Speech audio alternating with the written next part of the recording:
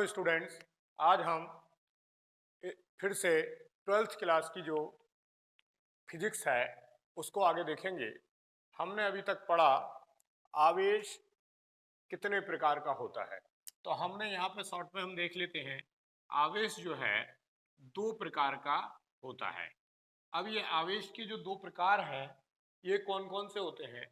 तो आवेश का जो पहला प्रकार है, आवेश धनात्मक होता है तो उसे क्या कहेंगे हम? धनावेश।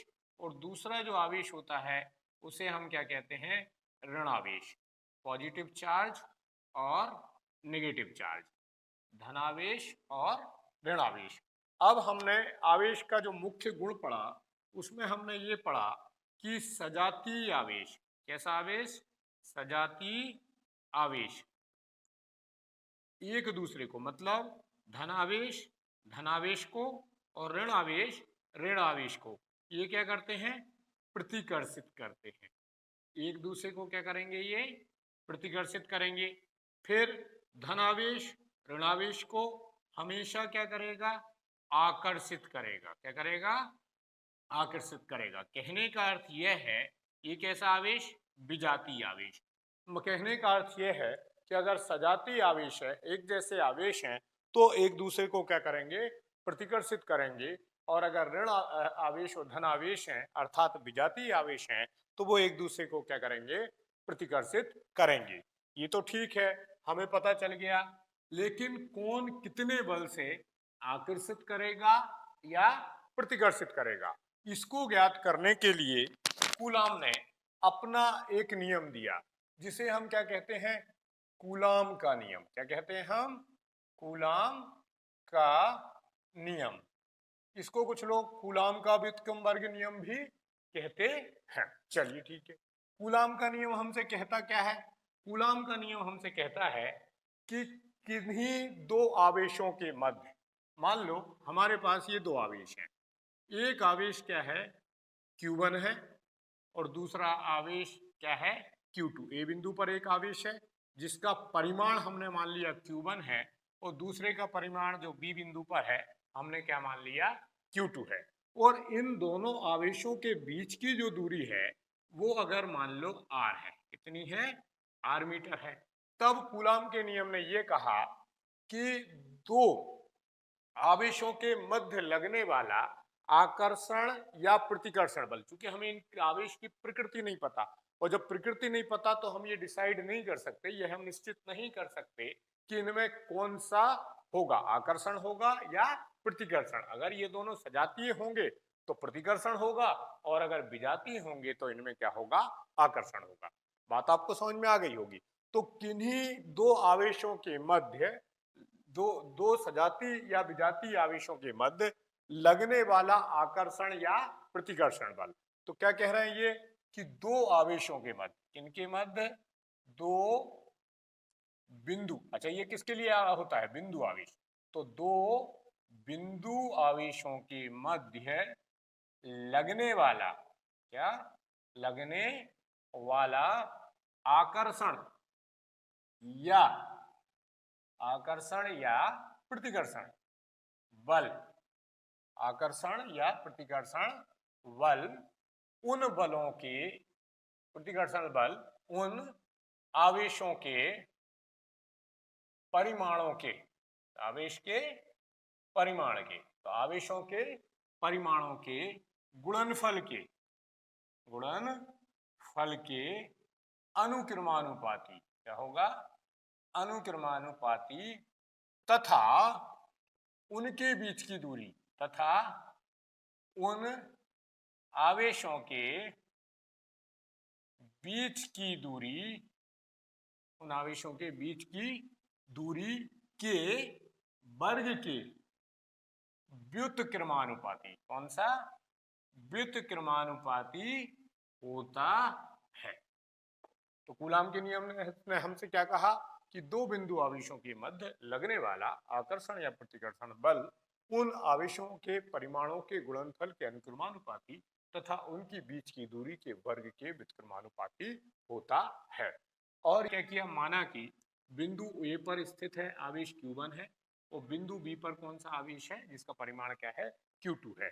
तो इन दोनों पर लगने वाला बल, तो यहाँ पे क्या होगा, इनके बीच की दूरी r है, तो कूलाम के नियम से, कूलाम का नियम क्या कह रहा है, कूलाम के नियम से, तो कूलाम का नियम हमसे कह क्या रहा है, कूलाम का नियम हमसे कह रहा है कि F प्रोपोर्शनल होगा, ये बल है Q1 Q2 के, ये क्या हो गया आपका समीकरण नंबर 1।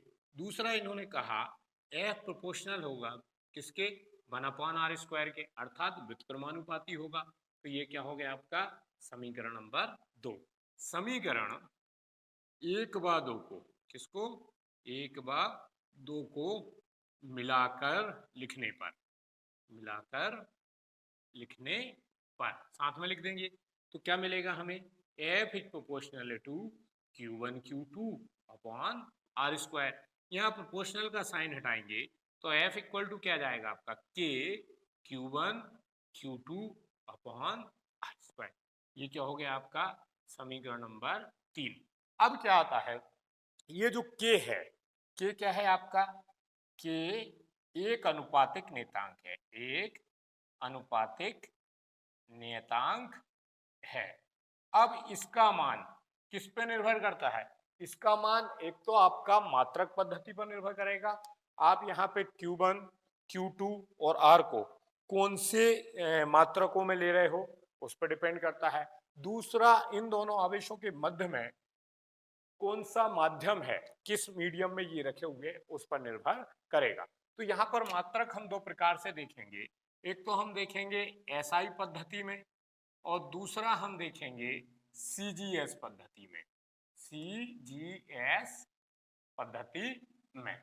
अब SI पद्धति में और CGS पद्धति, दोनों पद्धतियों में, SI पद्धति में हम कहाँ देखेंगे, चेक करेंगे, वायु या निर्वात की उपस्थिति में, वायु या निर्वात की उपस्थिति में,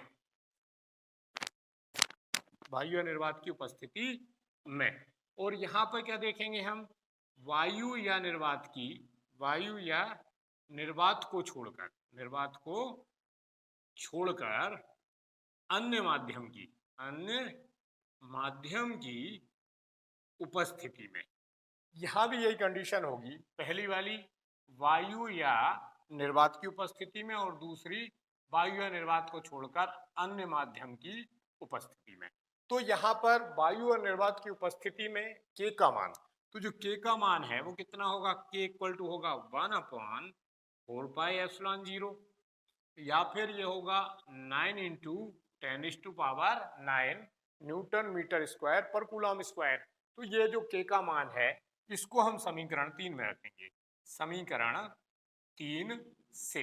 तो समीकरण 3 से हमें क्या मिलेगा, F equal to 1/4πε0 Q1 Q2 upon r², और इसका मात्रक क्या होगा आपका न्यूटन। इसी प्रकार अगर हम दूसरा मान रखकर देखें तो F इक्वल टू हमें क्या मिलेगा, 9 × 10⁹ Q1 Q2 upon r² Newton. अगर हम वायु या निर्वात को छोड़कर अन्य माध्यम की उपस्थिति में लें तो यहाँ पर क्या होगा, जो K का मान है वो हो जाएगा 1/4πε0।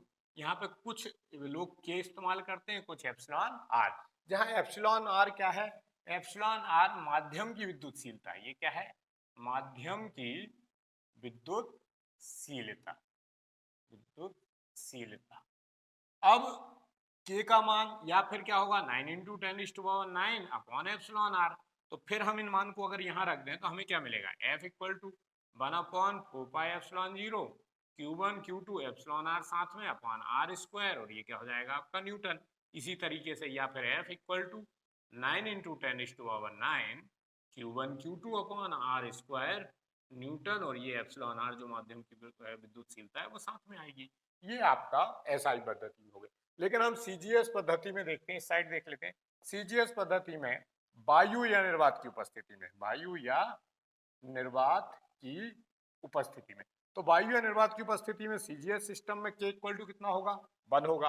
अगर K इक्वल टू 1 होगा तो यहाँ F इक्वल टू क्या हो जाएगा, ये मान समीकरण 3 में रख देंगे तो सीधा आएगा Q1 Q2 अपॉन r², और ये इसकी यूनिट क्या होगी आपकी डाइन। इसी तरीके से अगर अन्य माध्यम को लें, अन्य माध्यम की उपस्थिति में वायु निर्वात को छोड़कर, तो यहाँ पर के बराबर हो जाएगा 1/εr, 1/εr तो वही माध्यम की विद्युतशीलता है, निरपेक्ष है, तो F इक्वल टू क्या हो जाएगा Q1 Q2 upon epsilon r r square, और ये डाइन। यही कूलाम का नियम है। हम अगली कक्षा में एकांक आवेश किसे कहते हैं और कूलाम के नियम की सीमाओं की चर्चा करेंगे। Thank you for watching. जय हिंद, जय भारत, जय विश्वनाथ।